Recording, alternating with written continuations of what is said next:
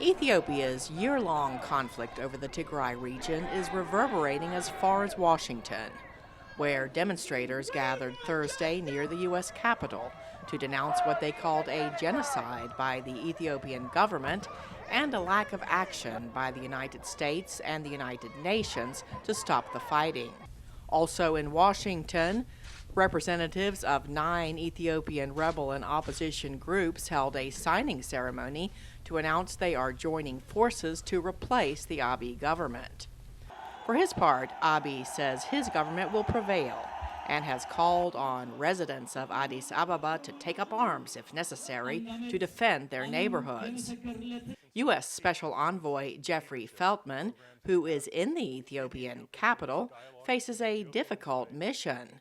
Ahmed Solomon of Chatham House told VOA. But as I understand it, he's partly there at the invitation of the Ethiopian government. So there could perhaps be an opening.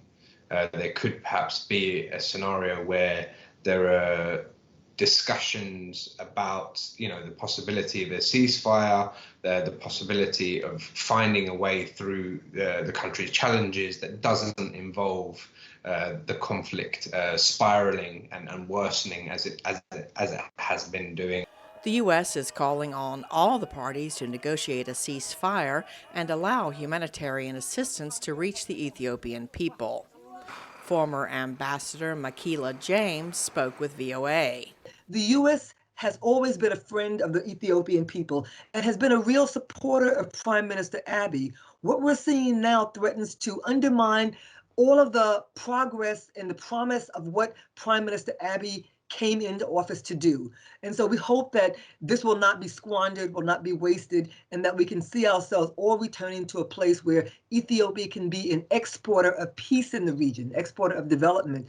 The U.S. is working with the African Union, regional allies, and the United Nations to try to create the right conditions for a ceasefire, as James explains. So I would say that the collective approach is raising the diplomatic stakes, putting more pressure on the government, giving incentives for the parties to all come to the table, and talking across the board. This is not just a one-sided conversation. It's talking to the TPLF, talking to the Eritreans, talking to the neighbors, talking to the government of Prime Minister Abiy. The UN Security Council is set to hold a meeting on the crisis in Ethiopia on Monday. Cindy Sain, VOA News.